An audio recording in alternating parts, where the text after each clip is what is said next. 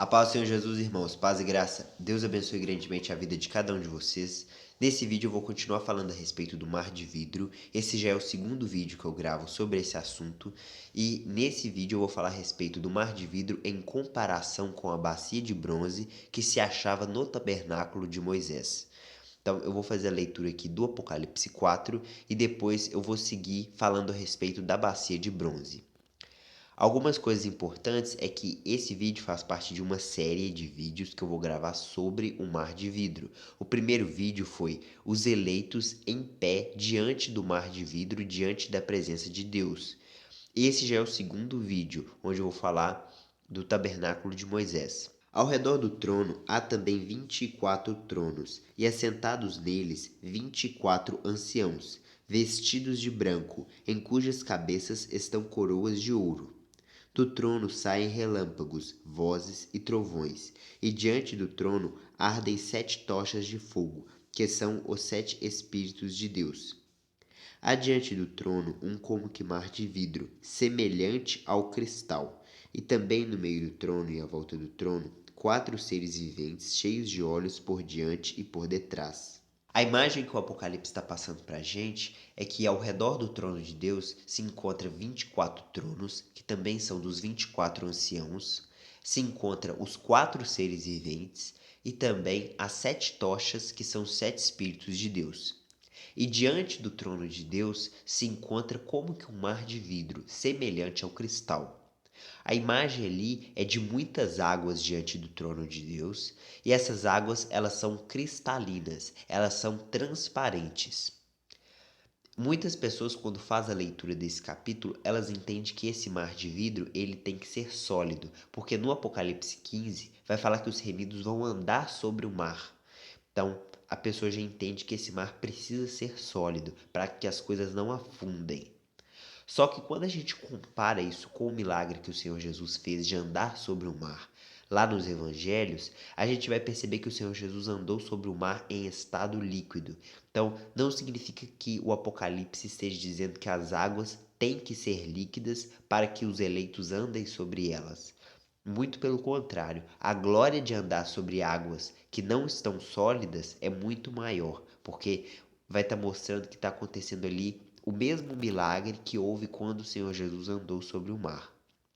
De qualquer forma, esses elementos que se encontram na presença de Deus, eles foram representados como que em figuras quando Deus ordenou que se fosse construído o tabernáculo. Por exemplo, a Arca da Aliança, ela representa o trono de Deus. Então não significa que existe uma Arca da Aliança literal lá no céu. Significa que a Arca da Aliança representa o trono de Deus. Então, qual que é o significado da Arca da Aliança? É o próprio trono de Deus. Não significa que é uma Arca da Aliança literal que existe no céu. Aquilo é apenas sombra de coisas celestes, conforme vai falar no próprio texto em Hebreus, os quais ministram em figura e sombra das coisas celestes, assim como foi Moisés divinamente instruído, quando estava para construir o tabernáculo. Pois diz ele: vê que faças todas as coisas de acordo com o modelo que te foi mostrado no monte. O Apocalipse ele menciona constantemente os objetos que se encontram no tabernáculo, fazendo ali a transição do que era a antiga aliança e o que aquelas coisas representam no céu. Quando a gente vai fazer a leitura a respeito da bacia de bronze, a gente vai entender qual que é o significado dela e a gente também vai conseguir entender e comparar ela com esse mar de vidro. Disse mais o Senhor a Moisés: farás também uma bacia de bronze com o seu suporte de bronze para lavar. Pô-las-ás entre a tenda da congregação e o altar, e deitarás água nela. Nela Arão e seus filhos lavarão as mãos e os pés. A função dessa bacia de bronze era para que os sacerdotes se limpassem, para que eles tirassem a sujeira de si. E a bacia ela era feita de bronze. O bronze ele é opaco, ele esconde a sujeira. O objetivo do bronze era esconder. Quando o sacerdote lavasse a mão e lavasse o pé, toda aquela sujeira ela ficaria dentro daquele recipiente e as pessoas que estivessem de fora, quando elas olhassem, elas não veriam a sujeira do sacerdote. Quando a gente vai para a presença de Deus, quando a gente olha para aquilo que está sendo descrito no Apocalipse 4, está mostrando que esse mar, ele é um mar de vidro. Então, os sacerdotes de Deus estarão ministrando diante da presença de Deus e não tem sujeira. Por isso que o mar não precisa ser um mar que é opaco, não precisa ser um mar que vai esconder a sujeira. Ele é um mar transparente, porque aquilo representa os próprios eleitos. Não é que os eleitos vão lavar a mão naquele mar, mas significa que os eleitos, eles estão completamente limpos e por isso eles estão diante da própria presença de Deus e não mais em sombras como era na antiga lei. O fato disso ter um ensinamento espiritual não anula o fato daquilo também ser literal. Quando a pessoa fala que o mar de vidro, semelhante ao cristal que se encontra na presença de Deus, não é um mar literal e sim algo simbólico, na mesma leitura, ela acaba simbolizando os próprios 24 anciãos e ela acaba também espiritualizando os 4 seres viventes e ela vai começar a espiritualizar todas as coisas que estão sendo descritas como que na presença de Deus. Os eleitos estarão de pé sobre o mar de vidro. Por isso, esse mar de vidro ele precisa existir. Não é algo simbólico. Pessoas que negam isso é porque elas negam o próprio Gênesis 1.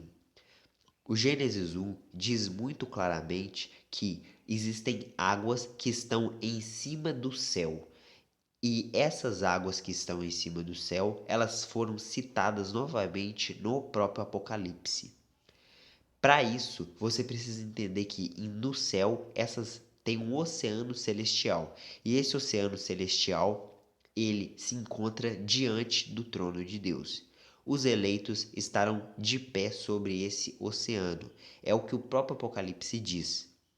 Tem base no Gênesis, tem base nos Salmos e tem base no próprio Apocalipse falar que existe um oceano diante da presença de Deus, o qual os eleitos estarão diante dele.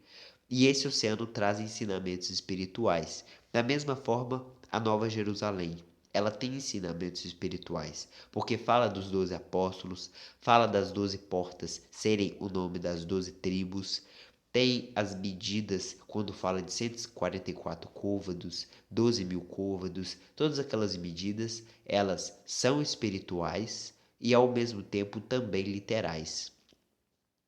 Muito obrigado por vocês terem assistido o vídeo.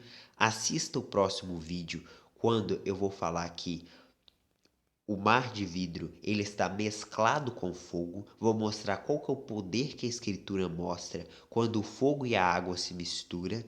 E tem um ensinamento muito legal a respeito disso. E talvez eu ainda grave mais vídeos a respeito do mar de vidro, porque é um assunto muito importante. Nesse vídeo você pôde ver a comparação entre a bacia de bronze que se encontrava no tabernáculo de Moisés com o mar de vidro que se encontra diante da presença de Deus. Muito obrigado por vocês terem assistido o vídeo. Deus abençoe.